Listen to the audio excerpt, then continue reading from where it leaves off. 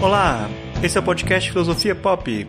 Eu sou o Murilo Ferraz e aqui comigo está o Marcos Carvalho Lopes. Hoje a gente recebe o Tiganá Santana Neves Santos, que é cantor, compositor, violonista e poeta.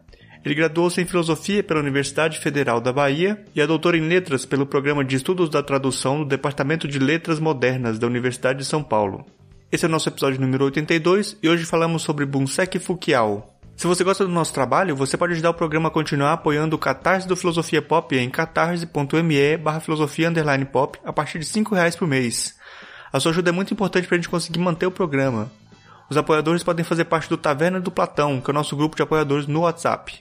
Lá sempre rola algumas indicações de podcast, conversas sobre diversos temas e também novidades sobre o programa. Venha você também fazer parte.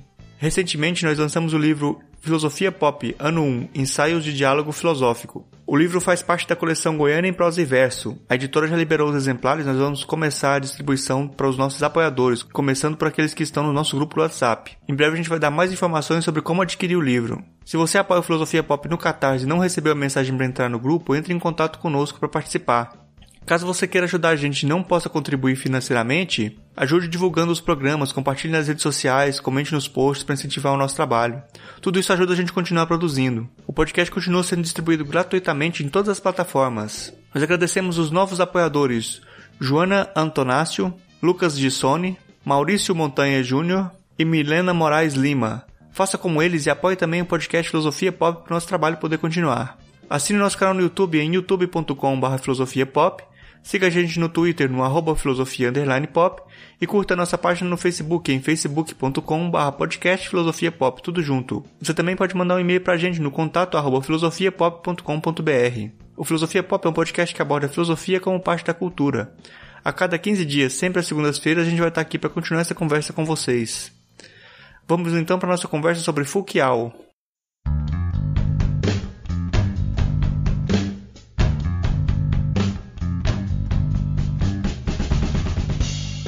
Hoje a gente conversa aqui com o Tiganá Santana Neves Santos.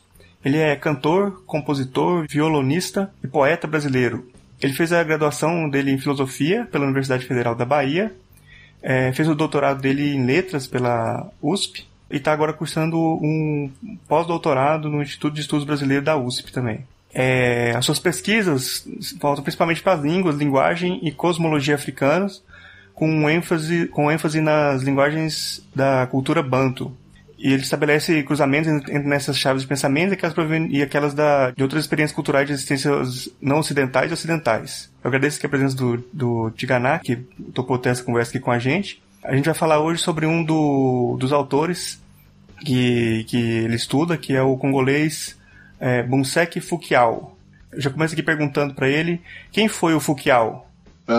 Muito bem, olá, primeiro quero agradecer imensamente por esse nosso encontro e também, claro, pelo encontro com as pessoas que nos ouvem, né? É uma alegria mesmo a gente se encontrar diante de tantos desencontros, né? Então, muito bem, Bunsek Fukiao, ou Kimbwandende Bunsek Fukiao, foi um pensador congolês, né? Nascido em Manianga, na região de Manianga, Baixo Congo, República Democrática do Congo, né? Conhecido hoje como República Democrática do Congo. Ele nasceu no ano de 1934 e se iniciou em 3 grandes escolas de pensamento na altura, né? Lemba, as escolas Lemba, Kimba ou Kikimba e Kimpase. Anos mais tarde, ele migrou em direção aos Estados Unidos da América e continuou os seus estudos, né, ingressando numa carreira acadêmica nas áreas da antropologia cultural, da biblioteconomia e da educação, né.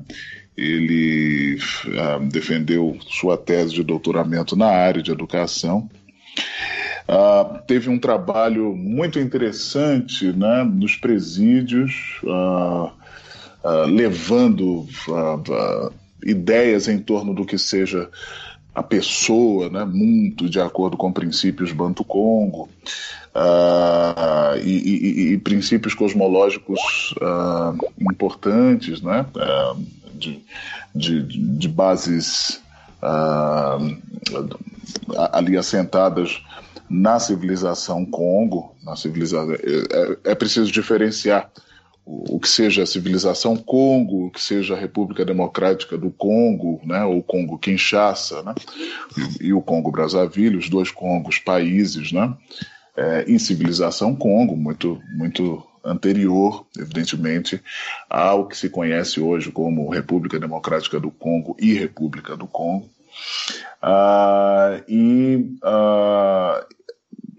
Depois, enfim, fez uma série de palestras, de conferências e tal, escreveu vários livros, textos e livros, né, notadamente nas línguas francesa, inglesa e em Kikongo, sua língua nativa, né, sua língua de pertencimento. Então, não que a língua pertencesse a ele é que pertencia a essa língua, né?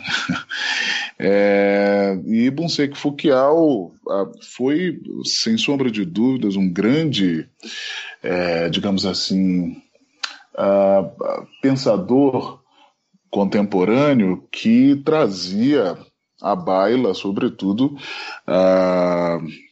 as referências de um certo pensar banto, a partir de referências da civilização dos Bakongo, né, e articulando esse pensar, né, a vetores de força do pensamento ocidental hegemônico, né, outros pensares com outros pensares africanos, etc. Então, trata-se de um pensador importante nesse sentido e, enfim, eis a princípio que eu poderia falar a respeito de Fukiao, que já esteve também no Brasil, né? Tigana, eu queria agradecer sua presença aqui no podcast. É muito tempo que a gente queria conversar com você. E eu queria fazer uma pergunta que talvez seja uma volta, mas geralmente a gente faz esses ciclos mesmo. Porque você tem essa formação em filosofia e desde muito cedo tem uma ligação e uma vivência da cultura e religiosidade africana, né? Como que foi a sua graduação em filosofia? Como que esses dois discursos sobre o mundo se interligaram? Eu tenho curiosidade sobre isso e também como que você conheceu Fukiao também, a obra do Fukiao? Maravilha. Eu quero lhe agradecer também imensamente pelo convite, mais uma vez, né? E lhe agradecer pela pergunta. Olha, a primeira coisa é que eu fiz o curso que queria fazer, né? Eu queria estudar filosofia. Então eu diria que a filosofia e a música de fato partiram, né, de evocações íntimas, né? Pois bem, então eu tive professores muito interessantes, mas como a gente sabe, os cursos de filosofia no Brasil, até hoje, não se ligam muito a outras referências de pensamento, né, que não estejam dentro dos eixos hegemônicos de pensamento, né? Então, ali uma certa Europa e em alguns casos também, né, uma parte ali da América do Norte, sobretudo Estados Unidos da América, alguns pensadores nesse sentido, compõem globalmente o que é privilegiado, né, o que ocupa um lugar de centralidade de pensar nos cursos de filosofia. A própria discussão sobre a existência ou não do que se chama de filosofia, né? Em outras culturas, que não aquelas egressas de um certo pensamento supostamente grego, né? Num sentido quase que, como é que eu diria, quase que de pedigree, né? Portanto, algo nesse sentido absolutamente nocivo, né? Veja,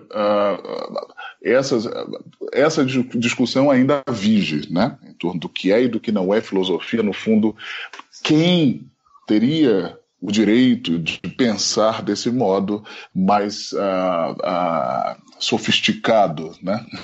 Ou não, né? É uma disputa de poder nas instâncias da alma, nas instâncias epistemológicas e por aí vai. Bom, dito isso, eu quero destacar que, por um lado, eu tive um curso sólido na Universidade Federal da Bahia, e mais sólido dentro de uma abordagem, né? É importante que isso fique claro. Como pessoa negra numa cidade como Salvador, não é? E tendo vindo de outros referenciais que não apenas esses hegemônicos, eurocentrados e brancos, né? Evidentemente eu senti a falta de algum tipo de diálogo nesse sentido, dentro da grade curricular, né, dos conteúdos que me eram passados por meio do curso de filosofia, do curso pelo qual optei, né? Isso é o que acontece, essa falta de presença, né, mais até do que uma ideia de representatividade, essa falta de presença efetiva nas instituições, de um modo geral, mesmo aquelas a princípio mais progressistas ou de discussões mais profundas, né, de presença dos setores subalternizados, né, e em grande medida desrealizados do que a gente pode chamar, grosso modo, de sociedade brasileira, é algo que faz parte do projeto todo colonial, né, que está aí em curso, né? Mas eu quero me lembrar de um episódio assim marcante ao longo do curso. Havia uma disciplina, não sei se ainda há, me parece-me que não mais, se chamava Estudo do Pensamento Filosófico na América Latina, né? E evidentemente interessei-me, né, pela disciplina, mas na altura fiz aula com uma professora que, enfim, apresentou-se como professora substituta e tal, e ela, nos primeiros dias de aula, disse aos alunos e alunas que lá estavam que, quer dizer, como ela iria abordar o que se chama de pensamento filosófico na América Latina, né? O que é que tem na América Latina de filosofia, né? Nada, evidentemente, disse ela. A gente vai estudar o quê? Aqui, mito, né? É impossível não se passar por Kant, etc., né? Eu fiquei tão chocado com aquilo, né? Apesar de a gente saber de a gente saber que as práticas e pensares excludentes, não é? Etnocêntricos, etc., estão sempre na ordem do dia, mesmo para as pessoas ditas de instrução, né? Porque isso tem a ver também com subjetividades, né? É sempre algo difícil, né, de ouvir, em alguma medida, de admitir de novo, né? e admitir o fluxo contínuo disso. Aí eu fiquei tão triste com esse episódio, estava sentado mais ali ao fundo, então eu me retirei da sala de aula e tranquei um semestre em função dessa declaração absolutamente infeliz dessa professora, né? Depois, foi um semestre para refletir sobre tudo isso, para refletir sobre essa perspectiva mais eurocentrada do próprio curso, né? Mas foi muito bom porque eu também acabei por mergulhar justamente a partir disso, de modo mais efetivo mesmo, em outros pensares, né? A começar por um latino-americano, a começar, por exemplo, uma figura como Henrique Dussel, né? E, enfim, filósofo argentino que não sei se ainda vive no México, né? Então, agora, o encontro com Bunsek Fukiau veio por meio de comentários assim, pontuais da minha mãe em casa, quando de uma conversa, sobretudo, com a saudosíssima professora Valdina Pinto, Macota Valdina, né? Que, enfim, depois se tornou, eu diria, a principal interlocutora em algumas camadas, né, do Bunsek Fukiau aqui, né, no Brasil, né, e que chegou a traduzir alguns textos mais curtos, né, do Fukiau, e a partir daí eu comecei a ter acesso ao Fukiau, como eu comecei a aprender algumas línguas desde mais cedo. Era um pensamento de minha mãe, sobretudo, que eu me tornasse diplomata, né? E aí, nesse sentido, foi bom ter tido acesso a algumas dessas línguas, inclusive ocidentais, né? Neolatinas e outras, línguas modernas, né? E eu pude, aos poucos, ali, mesmo um pouco antes de ingressar na universidade, ter acesso a alguns textos do Fukiau, né, escritos em inglês, porque esses eram mais disponíveis, né, na medida do possível, claro. E até que depois, já da metade para o fim do curso de filosofia, mergulhei um pouco mais no universo do seu pensamento, né?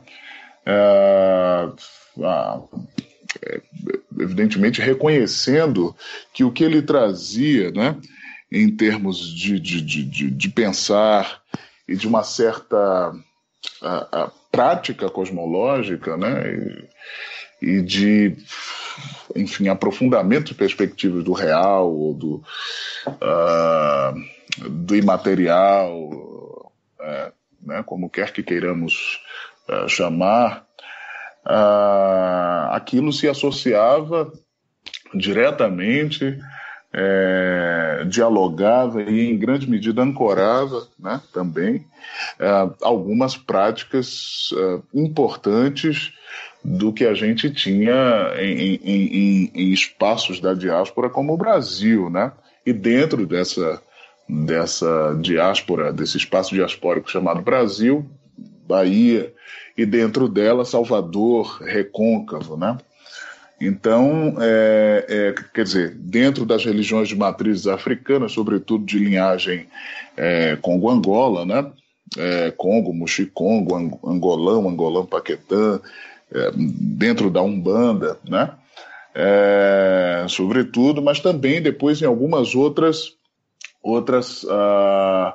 práticas, né? da cultura popular negra no Brasil, né?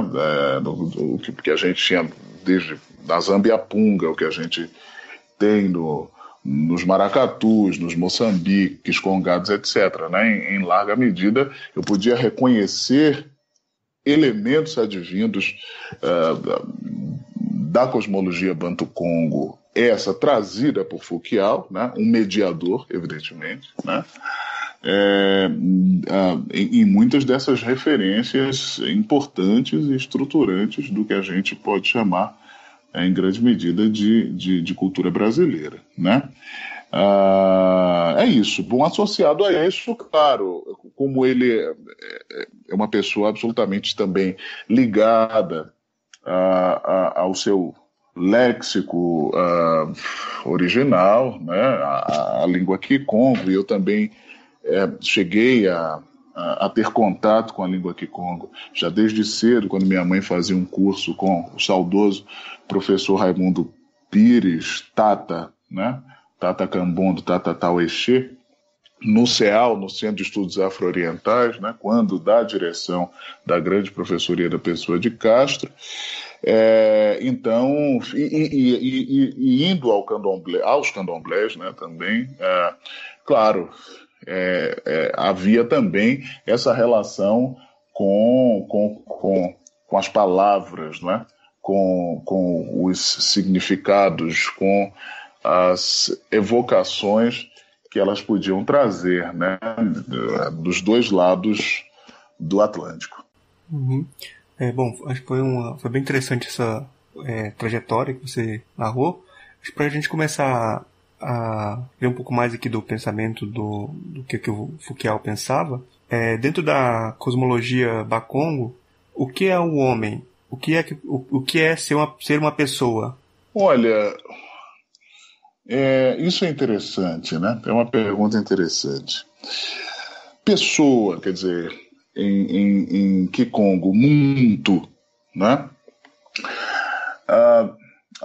Bom, primeiro que a gente tem esse radical Ntu, que a rigor estaria ao lado de outras palavras de origem banto, né?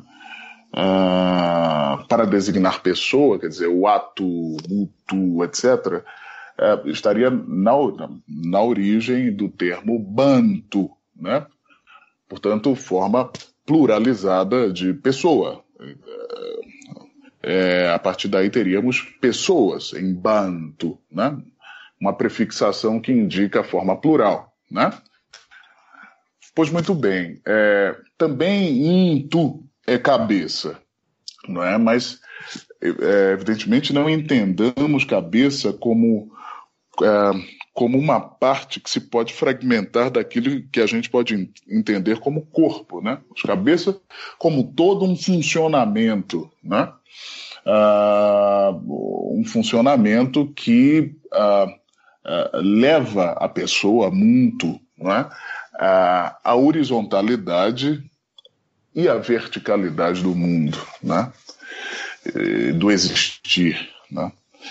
Então, curiosamente, Fouquial lembra que pessoa, muntu, é Kimpa Kiabimpa em Kikongo, isto é sistema de sistemas, né?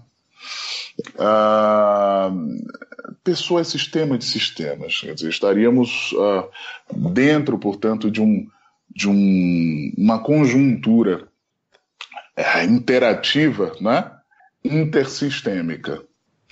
E a pessoa se comunicaria com esses outros sistemas, quer dizer, a sua comunidade, sua família, as diversas, digamos assim, os diversos reais da natureza, né? Por meio da sua primeira configuração sistêmica, né? Então, pessoa é um sistema que se dialoga com outros, que dialoga e que depende necessariamente de outros sistemas, né? Aqui, curiosamente, parece que a gente tem uma certa simultaneidade entre os tempos, né? E é algo que eu acho bem interessante, né? Para nós pensarmos. Veja, é como se os outros sistemas de natureza, sistemas culturais, de linguagem, etc., né, adviessem de um sistema individual de pessoa, ao tempo em que esse sistema de pessoa também adviesse desses outros sistemas, né? É como se pensar a ancestralidade, por exemplo, como algo que parte da presença presente, né? E ao tempo em que essa presença existe por conta de uma ancestralidade, por conta de uma antecedência. A ancestralidade só tem sentido se presente, né? E o presente existe por conta da ancestralidade, né? É como também, por outro lado, se nós pensarmos nas dimensões imaterial, espiritual, não é? no Kumpemba, pensando nas esferas distintas do mundo, né? Na relação entre esse Kumpemba, esse hemisfério espiritual, né? Em diálogo e interdependência, né, no fundo, com o mundo físico, material, tangível, o Kunseki, portanto.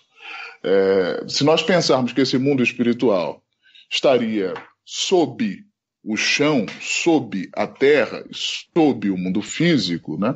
O mundo físico envolve, né, o mundo espiritual, que, por sua vez, sustenta o mundo físico. E eu estou falando de mundos, mas são mundos no mundo, né? Esse mesmo tipo de relação acontece entre o Amunto, né? E as outras coisas que existem, etc. Pessoa também como dizia Foucault, um tango, um sol, né, que está dentro de uma dinâmica, né, que ele chamava de kalazima, né, acender ou ser, apagar, né, ou seja, estaria dentro de uma dinâmica que abarca tudo o que existe, que é a de aparecer, realizar, ser, se quisermos, porque Kala também é ser em Kikongo, né? Mas ser de modo verbal, porque o que a gente chamaria talvez de o ser, né? Numa certa tradição, quer dizer, esse ser substantivo seria Kadi, ou então B, né? Mas ser de modo verbal, então o ser humano estaria dentro dessa dinâmica de ser, deixar de ser uma certa, ou deixar de se encontrar num certo estado, numa certa situação, não é? Transmutando-se sempre em outra, né? Então ser, deixar de ser, pelo menos aquilo, né? Destinado então ao dingo-dingo, né? Ao processo dos processos, etc., né? Sempre num caminho de transmutação e movimento, né? Esse movimento, em grande medida, também marcado por uma relação com o Lukongolo, com a horizontalidade do mundo, né? Tigana, eu sei que é muito difícil, mas eu vou te pedir para explicar para a gente, se possível, o cosmograma Congo, que você integrou numa poética de tradução, mas que você já citou alguns elementos na sua fala. Se fosse possível falar um pouco para o ouvinte sobre esse cosmograma. O Dikenga de Congo, ou cosmograma Congo, como Foucault gosta de trazer, né, é uma interpretação, digamos assim, ao mesmo tempo em que é um desenho filosófico, artístico, criativo, não é? Enunciativo, né? Do mundo, né? A partir de referências Congo, né? Então, a princípio, dentro desse cosmograma, há uma cruz Iowa, né? Que não tem relação com a cruz cristã, dado o fato de ter sido concebida, pensada antes mesmo do cristianismo, né? E antes do contato, né, entre os Bakongo e, por exemplo, os portugueses, né? E depois outros povos do Ocidente cristão, né? Mas notadamente com os portugueses. Mas isso foi evidentemente posterior. Essa cruz, a Iowa,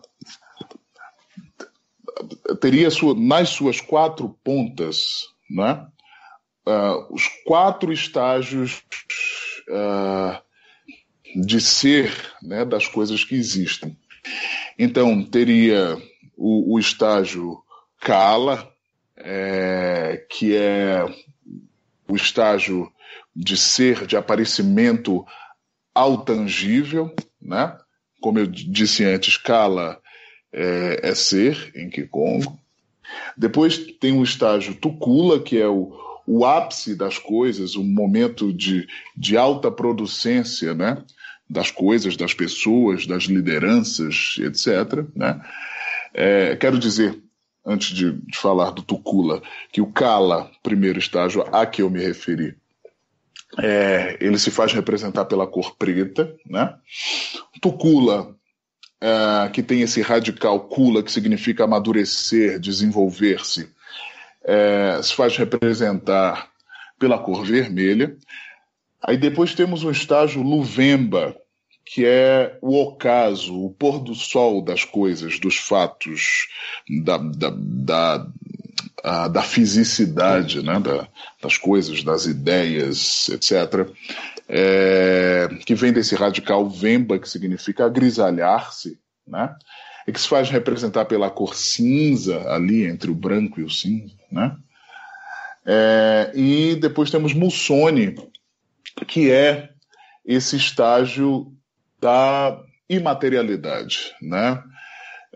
O estágio representativo da esfera espiritual, imaterial, né? Do insondável. E Musone, que se faz representar pelo amarelo, vem desse radical sona, que significa registrar, gravar, né? Então, os existires, né, passam por esses movimentos, esses 4 movimentos, né, de um ainda não visto, né, de vir de um insondável ou de um mistério, né, despontar, atingir o seu ápice, né, em alguma instância,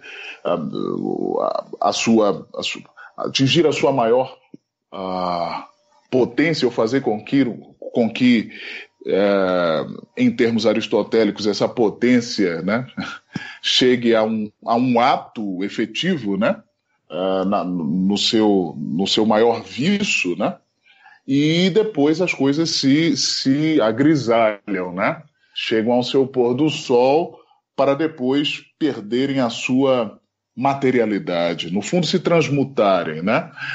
O que a gente poderia interpretar em alguma medida como morte, mas morte sob esse ponto de vista da transmutação, né? Então, temos no cosmograma essa configuração, no seu centro, no centro dessa cruz, a partir dela, né, surge uma espiral códia, incata, né? ou Ngongo, se quisermos, quer dizer, todos os 3 nomes em Kikongo para designar essa espiral, que nos diria como vivemos, se quisermos, a nossa historicidade, né? Essa espiral vem de um centro misterioso, quer dizer, essa origem estaria sempre no centro, né? No entanto, não é uma origem desvelada. Ela não é segredada, né? Portanto, mas é mistério, né? E Foucault, às vezes, disse algumas vezes, escreveu algumas vezes que o fundo desse mistério se faria representar por uma floresta, né? Essa floresta traria, em grande medida, o estofo, né? Do que a gente poderia chamar de ancestralidade ou de um grande background, né? Das nossas presenças, né? Então, em torno dessa origem misteriosa, os fatos, os pensares, né? As coisas todas se desenrolam como numa bobina, né? O que é muito diferente da perspectiva de uma semi-reta, né? Mais positiva, né? De uma origem que, enfim, que nos impulsiona a algo linear, né? Então, esse cosmograma, que evidentemente tem muitos outros desdobramentos, eu estou tentando fazer uma síntese aqui, é uma leitura sobre uma certa operacionalidade do mundo, né? Mas também do que acontece internamente, né? nas pessoas, nos sentimentos, como o corpo funciona, etc., né? E daí a gente pode tirar outras coisas, mas para isso seria melhor que as pessoas pudessem ver, né? Depois a gente coloca uma imagem aí para o pessoal poder acompanhar. Que legal, porque também tem os Vs, né, que vem a partir de cada quadrante dessa cruz, né? Dessa ioa. Esses Vs indicam, e o Foucault, no livro que eu traduzi integralmente, A Cosmologia Africana dos Bantu-Congo, né, Princípios de Vida e Vivência, que eu traduzi e com o qual inicio a minha tese, ele dedica um capítulo especial para falar dessa figuração pensamento que ele nomeou como V, não é? Que seria um formato, seria uma figuração, né, se assim quisermos, que trata, no fundo, dos pontos de condensação e, não é? E expansão das coisas, não é? De sístole e diástole, quer dizer, é como se tudo estivesse, em larga medida, direcionado a esse movimento, né, de se comprimir, de condensar, de sintetizar, de reduzir e expandir, né? E o V indicaria isso, né? E a gente pode também extrair do cosmograma Congo essa perspectiva. Enfim, é um mundo interessante, né? É o que você falou, é um mundo, eu sei que na verdade é quase impossível. É uma vivência que você tem que ter, uma aproximação, que a leitura é um passo, né? Mas eu queria só provocar mais um pouquinho, assim, para a gente aproveitar essa imagem. Quando você fala do processo de tradução, é como se a gente estivesse circulando sempre por esse cosmograma, né? Eu não sei, não estou perguntando. Por todas essas posições, é necessário passar de todas essas posições ou é possível passar de um polo para outro, né?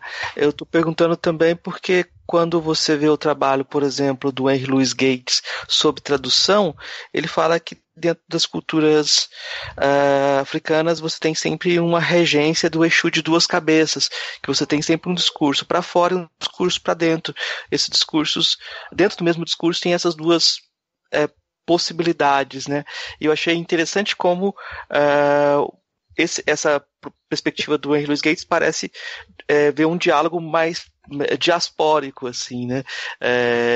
E essa perspectiva do Foucault parece ser mais integradora e uma ligação com a ancestralidade, ou com os antepassados, ou com o passado, com a comunidade. Isso era para ser uma pergunta. Olha, isso é maravilhoso, né? Você perguntar isso. Claro, o Foucault é um africano de Manianga que estava assim, em movimento diaspórico, quer dizer, ele migra nos anos 60, né? Aos Estados Unidos e enfim, acaba de algum modo estabelecendo essa ponte, né, entre minimamente essas duas margens de um grande rio chamado Atlântico, né? Mas ele tinha, em larga medida, ou se colocou, né, esse papel de apresentar uma certa perspectiva de pensamento, né? assentada em temporalidades ancestrais, mas também presentes. E eu acho que em grande medida foi isso que ele quis também mostrar, né?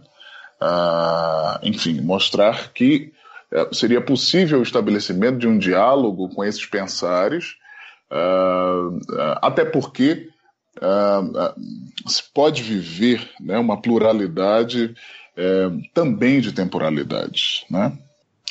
Pois bem, eu acho que cabe a nós aqui na diáspora, né, a assunção de um lugar de pensamento, de comportamento, de prática, né, e reflexão, que, evidentemente, como é que eu diria, nos permita, né, um voltar-se a nós, né, de modo, como diria a grande pensadora Beatriz Nascimento, transatlântico, no sentido de que há um entrecruzamento de perspectivas de partida, né? Eu não sou daquelas pessoas que acreditam que as experiências de pensamento e práticas culturais, políticas, etc., na diáspora negra, né, sobretudo aqui nas Américas, são apenas desdobramentos do que foi urdido milenarmente em partes importantes do continente africano. Eu acho que se urdiram aqui também outras matrizes, né? E sem sombra de dúvidas, muitas, ou a grande parte delas, ou pelo menos aquelas que eu posso enxergar e experienciar, são todas elas entretecidas e vindas de vetores de força cosmológicos e de linguagem necessariamente distintos, né?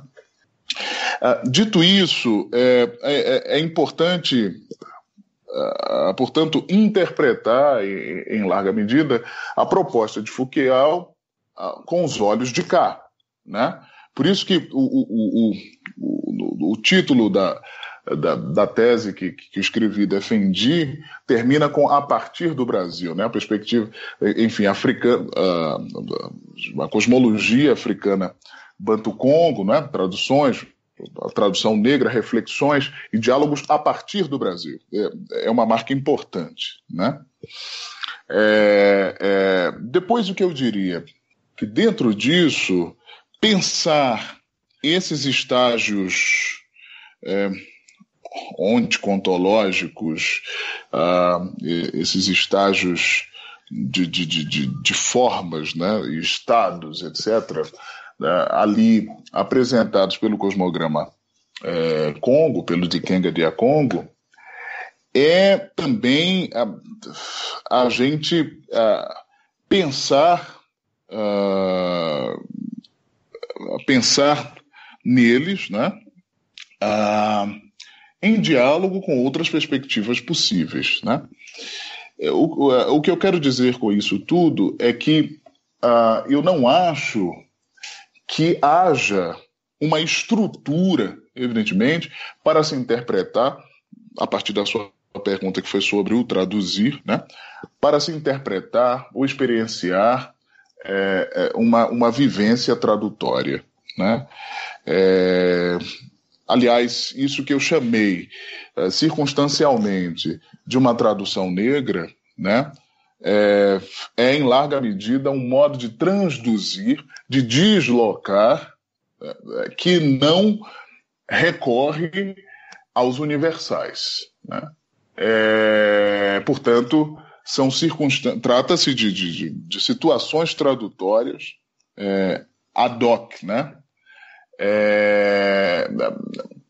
Inclusive indo ao encontro da ideia de movimento e processo dingo-dingo, né, trazida pelos próprios Bakongo, por mediação de Fouquial, que já não é aquele pensador, né, assentado completamente naquela forma de pensar dos seus ancestrais Congo, né? Já é uma pessoa, ele mesmo, que tem tais referências, mas que vai para outras experiências de pensamento, né? E estabelece diálogos, né?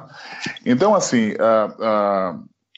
eu acho que circunstancialmente eu recorri a esse modo de pensar para refletir e vivenciar as traduções, sobretudo das sentenças em linguagem proverbial, né? Muitas delas ali apresentadas na língua Kikongo por Bonseki Fouquial,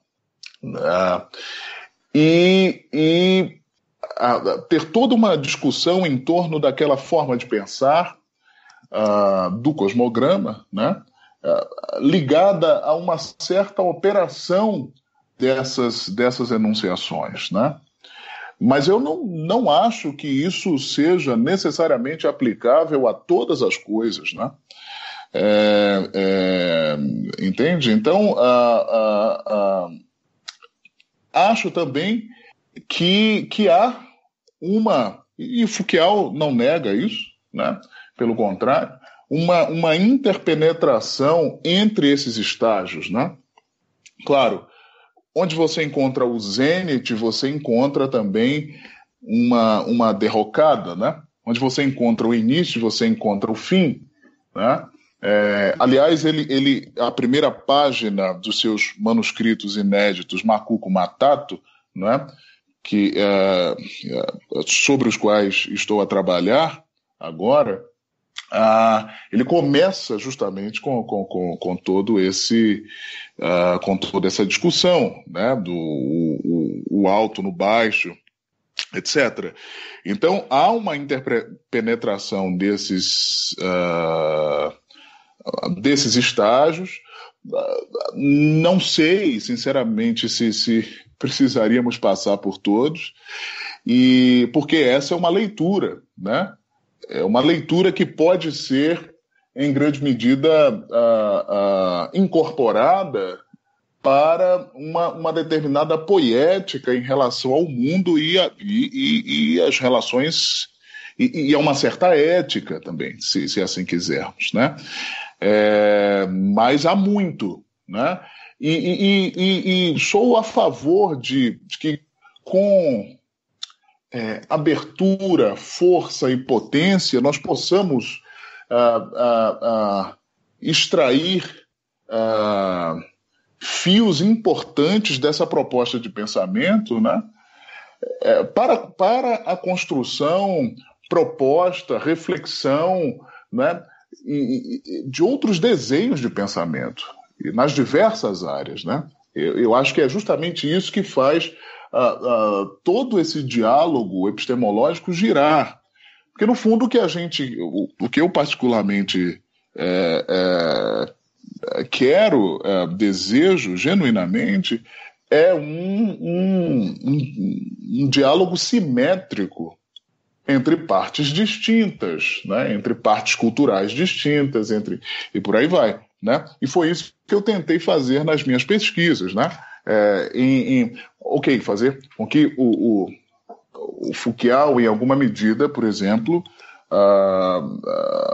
dialogasse quer com a professoria da Pessoa de Castro, quer dizer, nos estudos de linguagem, quer com o sinólogo e pensador francês François Julian, né, ou Antoine Berman, dos estudos tradutórios, né, quer com o Zilei Moura, que é um pensador mapuche, né, fazendo com que essas possibilidades de pensamento, em alguma medida, pudessem propor alguma outra coisa. E isso faz parte, sem dúvida, do fato de sermos transatlânticos, né, como ponto de partida. Né? Então, não confundir com essas ideias absolutamente complicadas de miscigenação, mistura e etc. e tal, que não tem o cuidado suficiente para a gente se pensar. Né? Mas é importante que nós nos coloquemos como pessoas de partida tradutórias, transcosmológicas, né? Nos fluxos entre mundos culturais distintos, porque essa é a nossa experiência, né?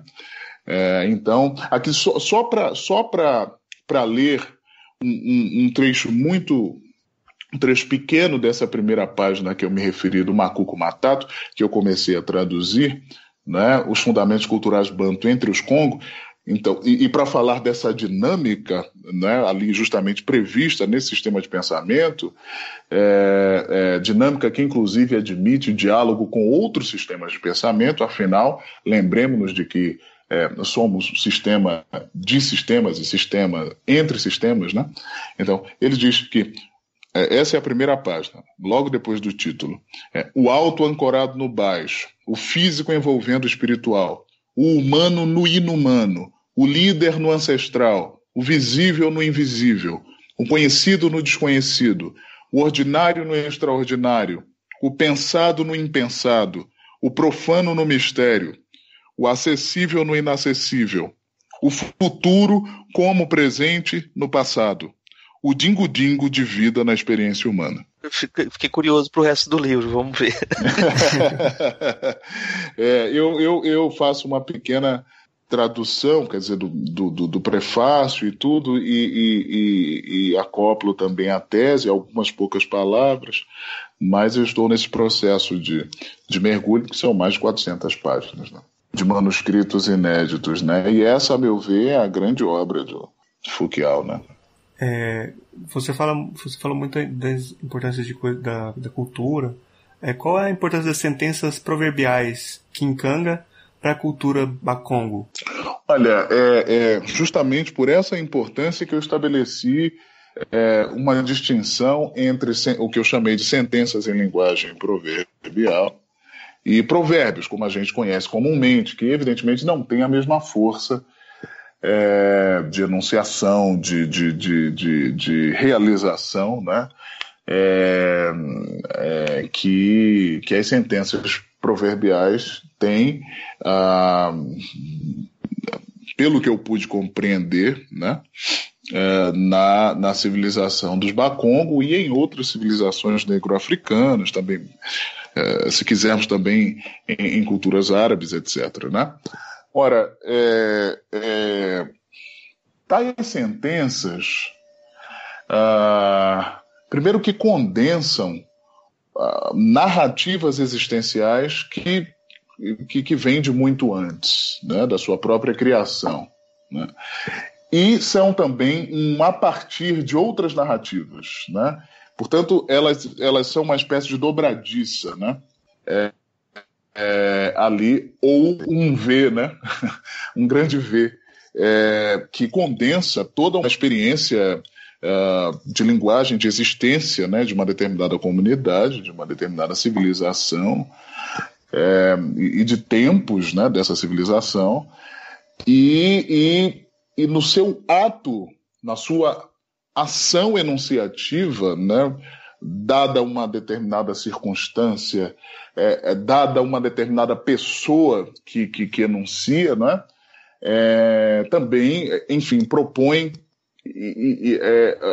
outras materialidades e outras imaterialidades, né? As sentenças proverbiais são ressonâncias, portanto, de uma trajetória de pensar, ler e viver e estar no mundo, e também na sua presença, né, podem fazer,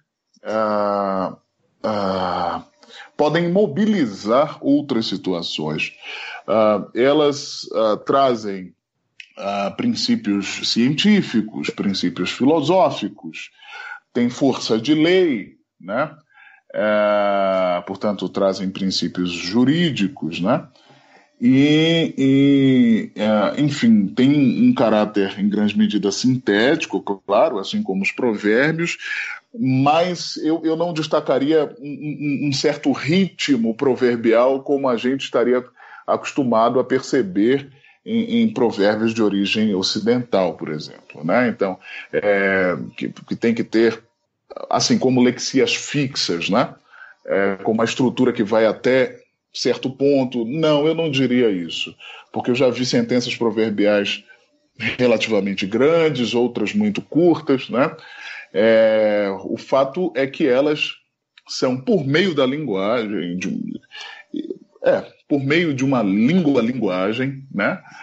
A expressão de uma forma, de uma experiência coletiva de pensar, né?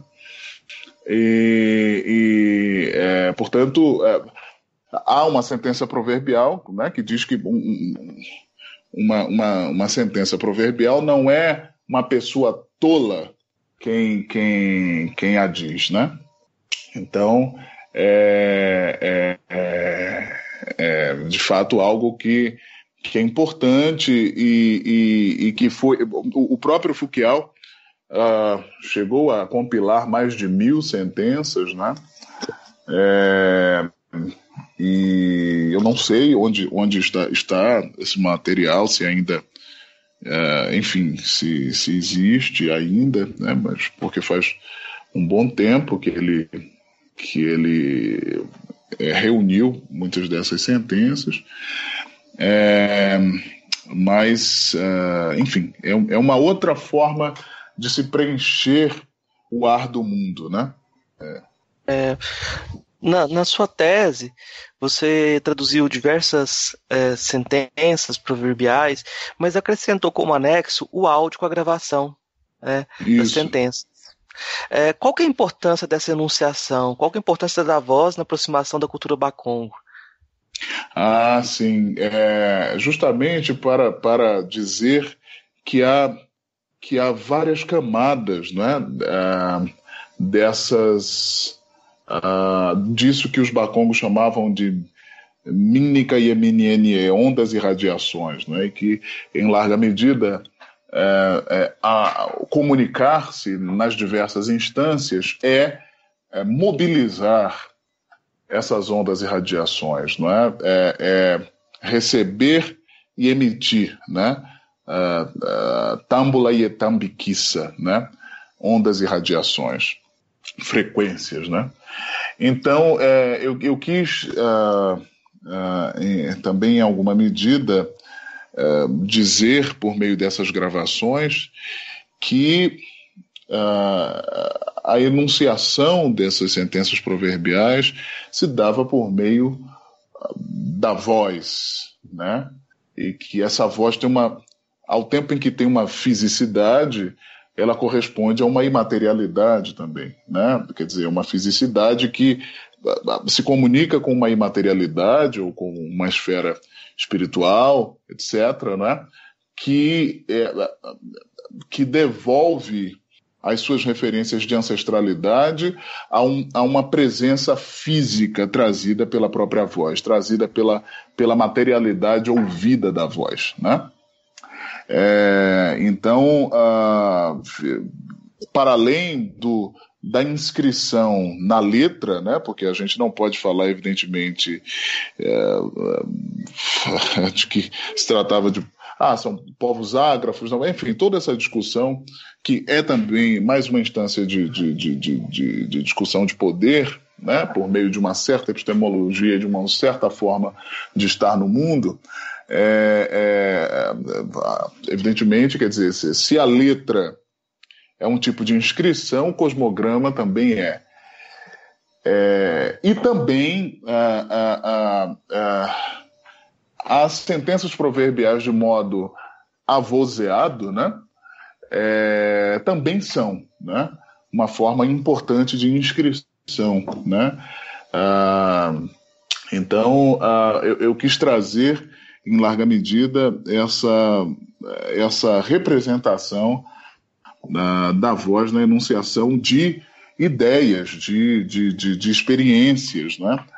Ali na língua Kikongo e numa tradução que eu trouxe para o português brasileiro, né? Para a língua cultura luso-brasileira. Para a gente se colocar também nesse lugar enfim, de dizer as sentenças, dizer e ouvir as sentenças, para além do texto trazido por meio das letras, das palavras escritas de certo modo, né? Então, por essa razão, eu achei fundamental. E em larga medida, uma espécie de tradução, digamos assim, intersemiótica, né? Dentro lá da linguagem do Jacobson, do Roman Jacobson, né? Ou seja, a transmutação de uma expressão, de um tipo de expressão em outra, né? O Fouquial fez isso quando trouxe as sentenças proverbiais que sempre foram ditas ou inscritas de um outro modo, né? Inscritas no dizer e no ouvir, e com toda a reverberação que poderiam ter no corpo, no imaginário, né? E quando levou esse dizer para o texto na letra, né? Para um livro, né?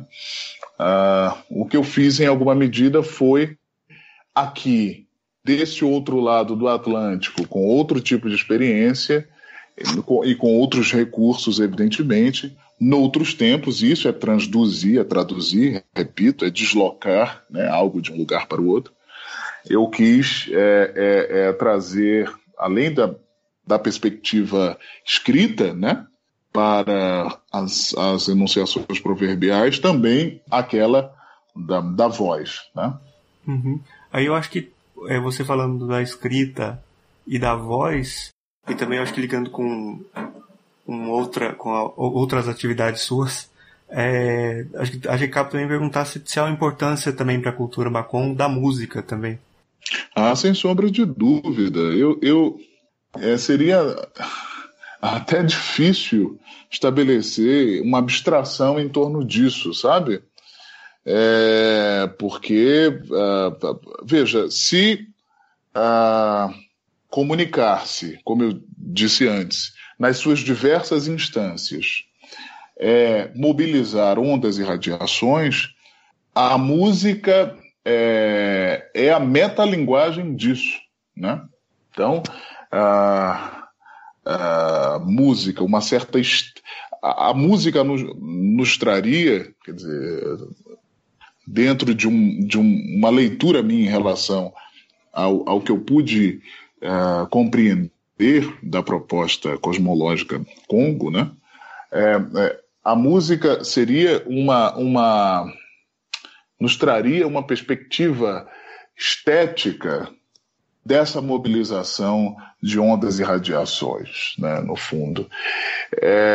Tendo em vista que a estética, nesse sentido, não é algo acessório ou algo a que se vai chegar ainda, se for o caso, né? A estética é uma partir. Então, a música, acho que lembraria desse a partir estético, da emanação e recepção de frequências, né? Que, no fundo, seria a mobilização do não visto, né? Do intangível. Mas o intangível que se pode reverter em tangibilidade. No fundo, é também a comunicação entre Kumpemba e Kunseki, isto é, a esfera física, esfera espiritual e esfera física do mundo, né? É isso, né? Imaterialidade vertendo-se em materialidade e vice-versa, né? Acho que a música nos diz, em grande medida, que isso se dá de modo, se quisermos, artístico-criativo, né? Eu já tenho aí, quem ouviu até agora o podcast, já tem um projeto de TCC para quem quiser pegar o último álbum do Tigana, Vida Código, e analisar se tem algum diálogo com o Fouquial. Você pode analisar aí, fazer seu TCC, fazer sua dissertação. Já tem uma dica aí para fazer essa tradução. Mas aí eu vou fazer uma pergunta, assim, só para a gente voltar para um aspecto prático que você descreve, que faz parte do texto que você traduziu, sobre a questão de como o crime é descrito dentro da cultura Bakongo, para que as pessoas se aproximassem dessa ideia, que eu acho muito interessante. Interessante, né? Que Fouquial lembra-nos de que, dentro da perspectiva Congo, não se comete um crime, né? Carrega-se um crime, né? Por se tratar de algo necessariamente feito coletivamente. Claro, né, quando a comunidade está no centro de tudo, né, dentro de uma cosmovisão, não há nada que escape a essa percepção, a essa experiência necessariamente comunitária de existir, né? Então, se alguma coisa, né, foi rompida, né, isso se deu porque aquela comunidade abriu espaço, né, para essa ruptura. O Fouquial gosta de dizer que, para ele, religião, nesse sentido latino do religare, né, não estaria ligado, evidentemente, a uma ideia de, digamos assim, vertical de ligação com o mundo espiritual, mas estaria, dizer religião, se assim quisermos, dentro da interpretação de Fouquial, é dizer de uma ligação com a comunidade, com os membros da comunidade, né? É preciso que se estabeleça uma religação quando uma determinada corda social está puída, né, ou se parte, né? Como, por exemplo, no caso do cometimento de um crime, né? Agora, tem dois crimes que são absolutamente interessantes, né, para talvez falar aqui, né? O de que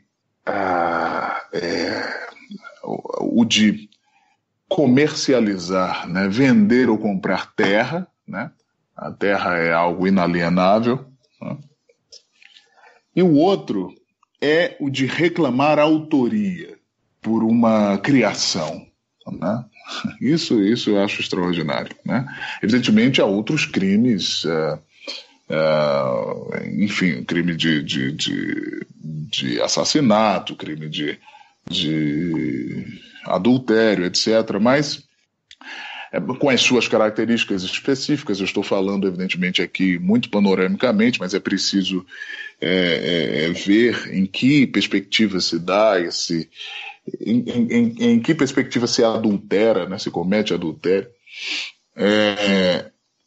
Mas esse crime de reclamar a autoria, né, eu acho muito interessante e reforça, de fato, o entendimento de que existir é algo que vem de uma relação, né? Então, e mesmo ser, né? Aí, nesse sentido, vale a pena lembrar do que Levinas dizia, né? Que falava de uma ética que precedia a ontologia, né? Então, só que essa ética ali do grego ethos, essa morada, essa forma de morar, é necessariamente dentro de uma cuididade, se assim quisermos, né? Coletiva, né? Em relação, em trança, né? Então é isso, quer dizer, pensar que toda uma comunidade cometeu um crime é algo bastante interessante, né? Toda a comunidade, em larga medida, contribuiu, portanto, para que Bolsonaro chegasse ao poder, né? Ou seja, não adianta que outras pessoas se contraponham veementemente, substancialmente, à proposta de uma figura como essa, por exemplo, né? Porque é preciso pensar em que medida eu, que não penso daquela forma, tenho algo daquilo que eu nego, né? Na microfísica, na minha prática cotidiana, né? Em que medida, né? O que é que a comunidade me diz com isso, né? Então é algo interessante para se pensar, inclusive a contemporaneidade, né? Bom, durante, acho que toda a conversa, tudo que a gente ouviu de você, assim, dá para perceber muito sobre a importância das línguas, né, africanas. É possível pensar, conhecer a filosofia africana sem essa vivência das línguas africanas? Maravilhosa pergunta, porque essa era uma questão trazida pelo Foucault, né? Ele dizia que era impossível você, propriamente, palavras de Foucault, entrar numa determinada chave de pensamento sem ter uma relação com línguas que formavam e eram formadas, né, por essas chaves de pensamento, né? E era a crítica que ele fazia a muitos africanistas, né? Enfim, a muitos antropólogos também, filósofos, etc., que não estabeleciam uma relação com tais línguas, né? Minimamente. Bom, eu imagino que entrar em certas camadas, né, de certos pensares faz-se muito difícil se não se tem um contato mínimo, uma abertura mínima, né, para se pensar em determinadas linguagem, né, trazidas por esses pensares, por essas formas de pensar. Também depende dos diversos lugares de fala, né, para usar uma expressão que tem sido pensada contemporaneamente, atualmente. Depende do tipo de relação que se estabelece. Eu acho que é algo complexo, mas a crítica de Foucault, a meu ver, é extremamente pertinente, né? Do seu lugar, sobretudo, né? De pessoa africana e que tem enfim, que trazia à tona um certo pensar, uma certa manifestação do pensamento pensando também o que determinadas palavras queriam dizer, o que elas poderiam desvelar, né? Ora, se nós pensarmos, quer dizer, se nós retomarmos muitos desses pensadores ocidentais, né, e de um certo ocidente hegemônico, insisto, muitos fizeram isso, né? Quer dizer, sobretudo na contemporaneidade, né? Em larga medida, um certo pensar ocidental contemporâneo é um pensamento também sobre filosofia da linguagem nas suas diversas instâncias, né? Mas o que Heidegger fazia, o que Wittgenstein fazia, né? No pensamento tradutório, quer dizer, das pessoas que, sobretudo, mesclam, né? Filosofia e estudos da tradução, né? Como, enfim, o próprio Derrida, ou como no passado Schleiermacher, né? Enfim, eram pessoas que em larga medida apresentavam um pensar a partir de códigos, né? Localizados ali numa determinada língua-cultura, né? E por que não o fazer também no que diz respeito a filosofias, né? Africanas, filosofias ameríndias, né?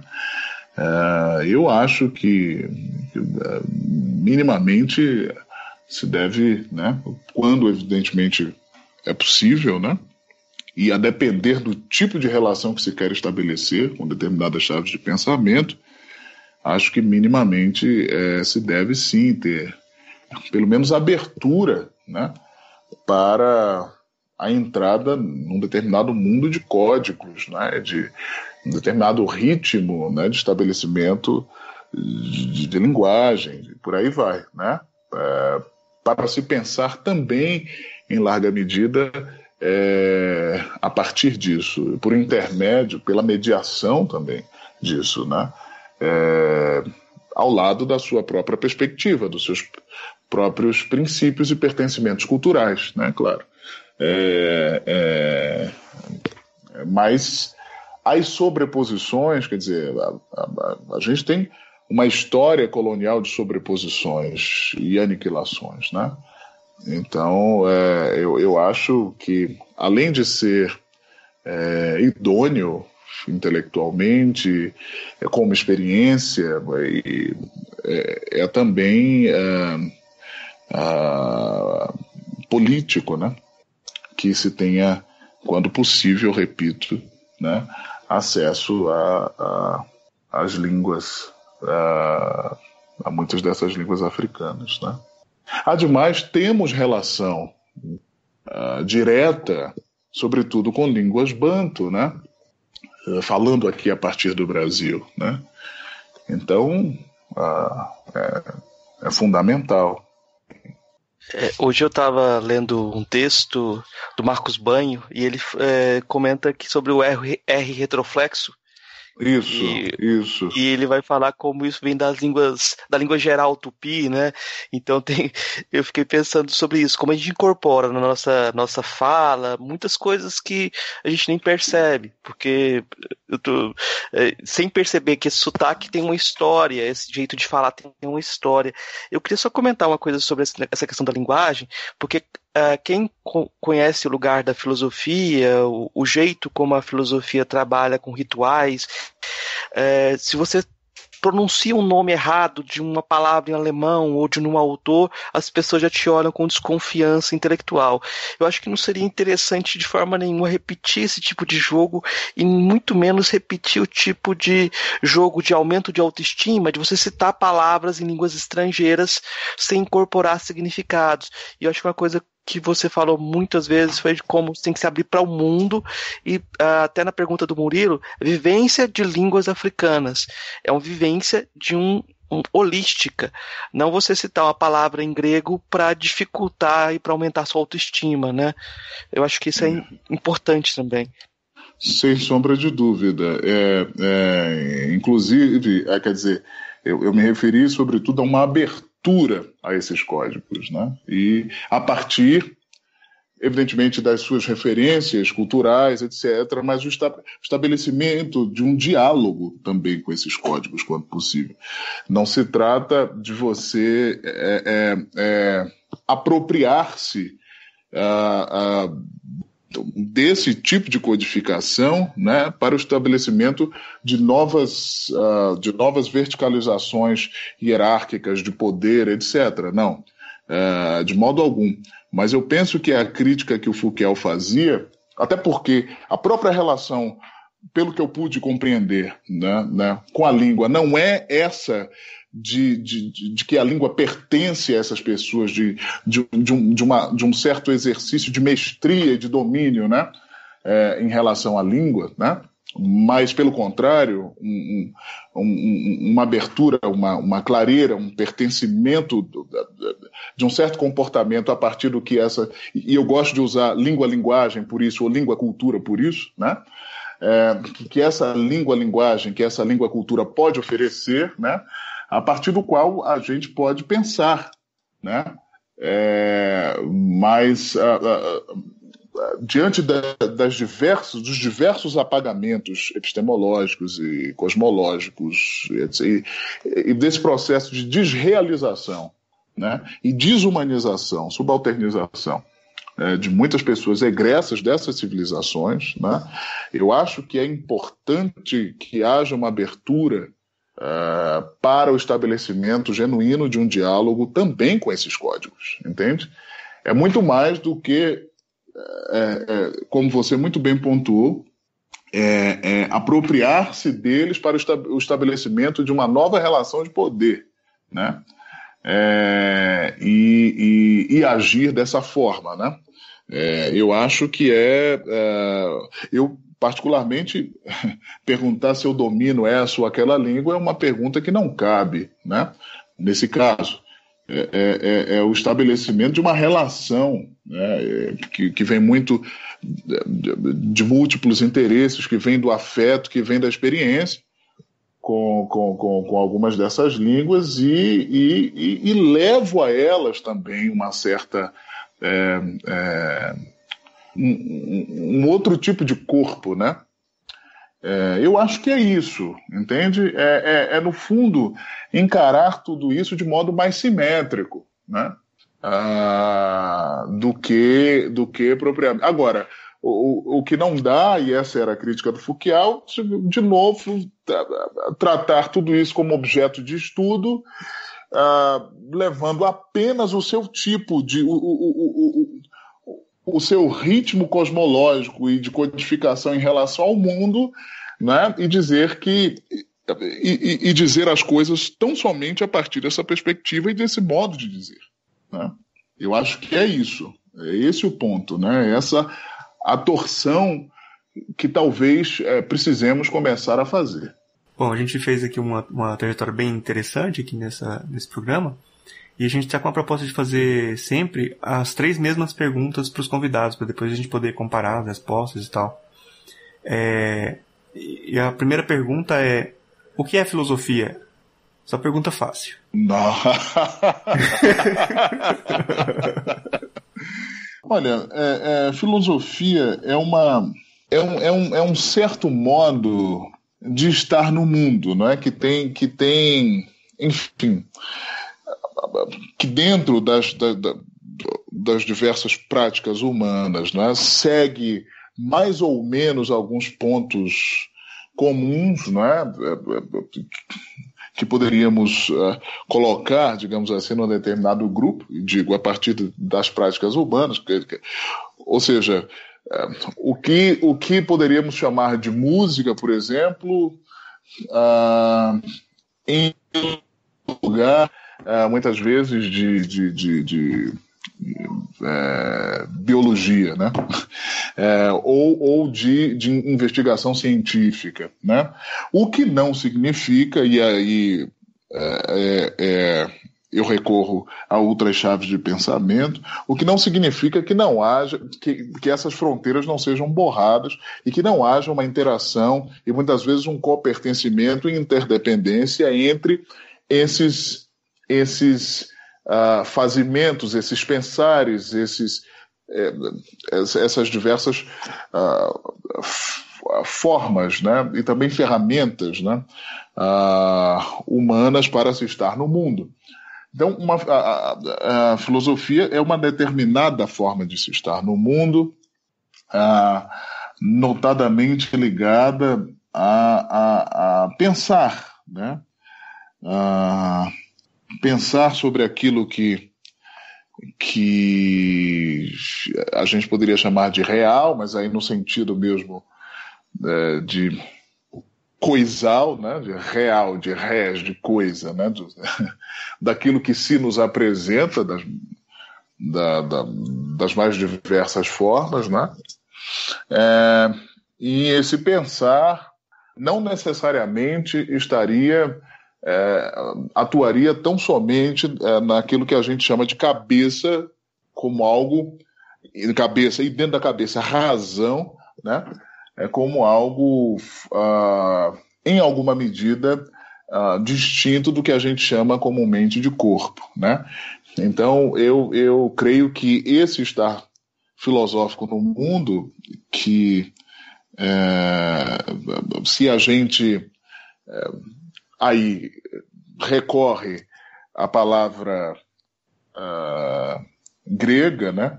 E admite ser uma certa afinidade, né? Uma certa filia, né? Pelo saber, né? Esse saber, evidentemente, se manifesta de muitas formas.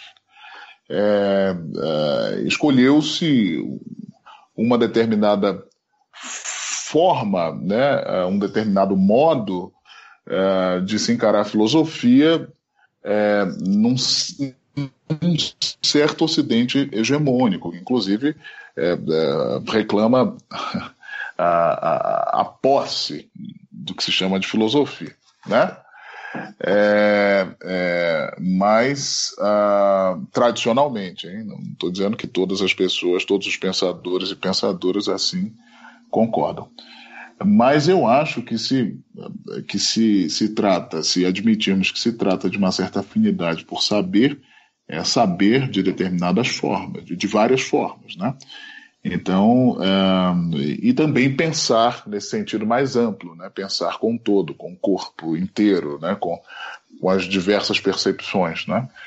Então, no fundo, é uma abertura a se pensar que pensamos, a se, em alguma medida, a assunção também da nossa condição de entes que sabem e saboreiam, né? A vida, as ausências, as presenças, né? Os imaginários, as poéticas, a morte, né? A inércia e por aí vai, né? Bom, a segunda pergunta, que é qual é a filósofa ou filósofo que mais te impressionou daqueles que você conheceu pessoalmente? Nesse sentido, uma Meto-Dinquice Ialorixá chamada Zulmira de Santana me impressiona ainda muito, né? E um índio que fez em grande medida parte da minha formação pessoal, um índio tupinambá, sem dúvida foram e são, né, os maiores filósofos que eu conheci pessoalmente, né? E a terceira pergunta é qual é a filósofa ou filósofo favorito ou favorita? E essa também é difícil. Além dessas pessoas, além desse índio tupinambá e de Dona Zulmira,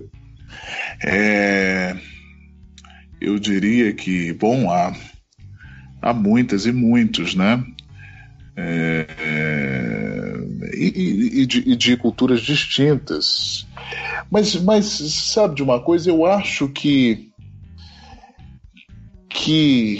a minha filósofa preferida, sem sombra de dúvidas, é a vida. Escapei bem? Escapou bem.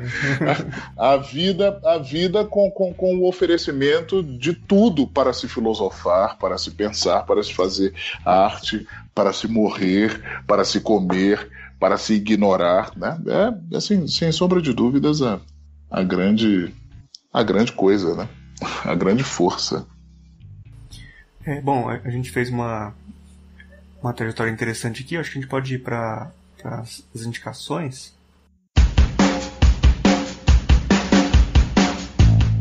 Gostaria de perguntar pro Tigana se você trouxe alguma coisa, se tem alguma coisa para indicar para os nossos ouvintes aí, de alguma coisa complementar, algum material cultural, alguma coisa que você está achando interessante para acompanhar agora? Para acompanhar essa nossa conversa? Pode ser também, mas pode ou não ser. Ou assim, pode não ser, né? Pode não ser, isso. Olha, eu confesso que eu pensei um pouco sobre isso mais cedo, depois achei que não fosse interessante, mas olha, você sabe de uma coisa? Eu acho que a coisa mais interessante que eu poderia indicar são coisas que muitas vezes acontecem fora do mundo virtual, sabe? Caminhar, entendeu? E olhar, sentir o movimento do vento, sabe? Mergulhar em algum tipo de relação, entendeu? Assim, vivenciar essas coisas mais tangíveis, entende? Eu acho que tem sido as coisas mais interessantes pelas quais eu tenho passado, entendeu? E que, inclusive, me tem ajudado a pensar, a viver, né?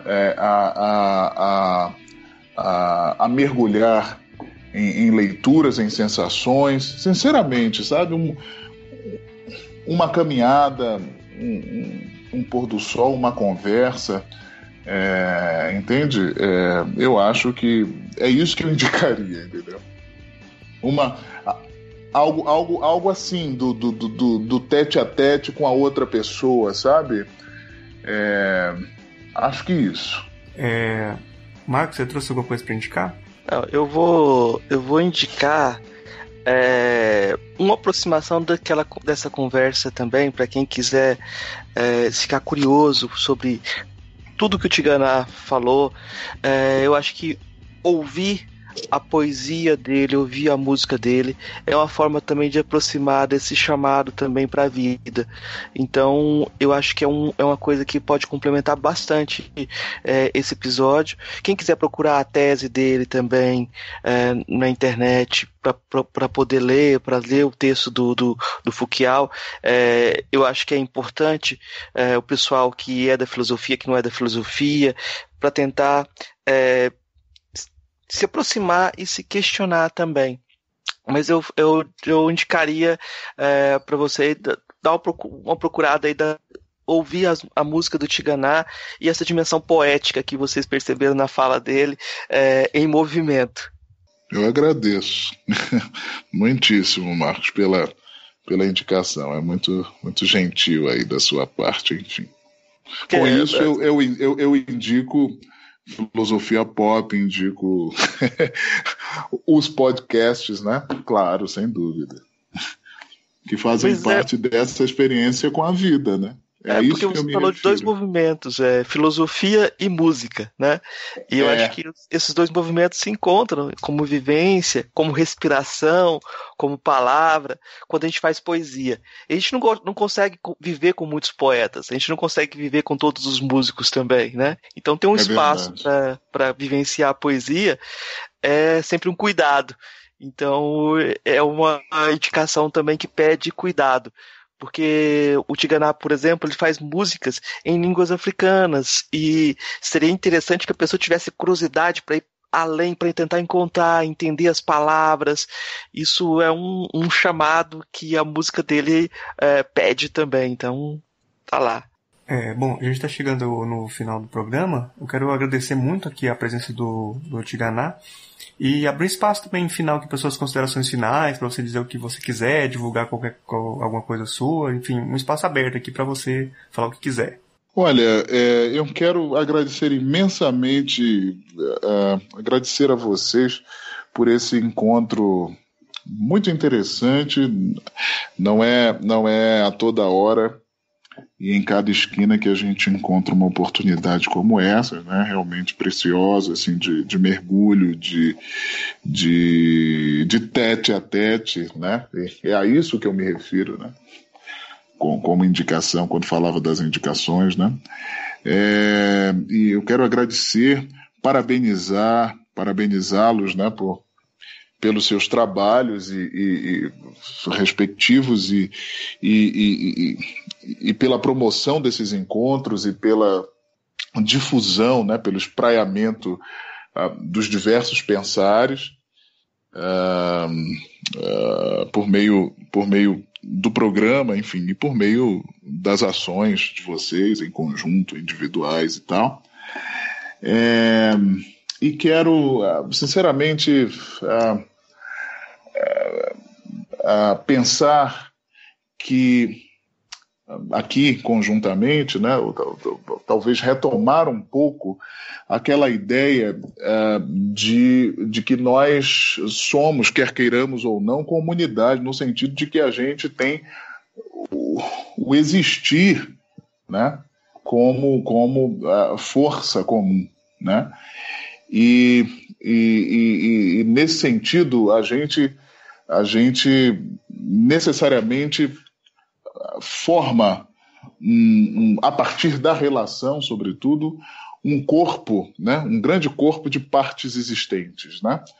E que nós sempre pensemos em melhorar, em aprimorar, em qualificar esse existir mosaicizado, né? Formado por existires, né? Que nós nunca percamos essa perspectiva, né? Dentro da nossa subjetividade, na nossa subjetividade mais íntima, né? Ou na maior intimidade da nossa subjetividade. Então, é isso, né? Nós realmente precisamos da outra pessoa, precisamos do outro olhar, das outras formas de ser e viver. E é isso. E como eu sempre tenho gostado, né, de terminar as conversas ou algumas comunicações e tudo mais, quero lembrar também dessa sentença proverbial, originalmente em Quimbundo, que diz que a gente sempre se curou pela língua do outro. Ok, muito bonita o final, né? Muito obrigado pelas suas palavras aí também sobre o trabalho da gente. Muito obrigado pela sua presença também aqui. Foi uma aula que você deu aqui pra gente. A gente agradece muito aí essa conversa. Muito obrigado mesmo e até a próxima. Eu agradeço imensamente a você, Marcos, agradeço ao Murilo também. E para mim, enfim, foi uma honra termos conversado, enfim, muito obrigado mesmo e estamos juntos. Ei, gostou do nosso episódio? Apoia a gente lá no Catarse, é só R$5 por mês, o preço de um cafezinho. Ajuda a gente a continuar divulgando a filosofia no Brasil. catarse.me/filosofia_pop.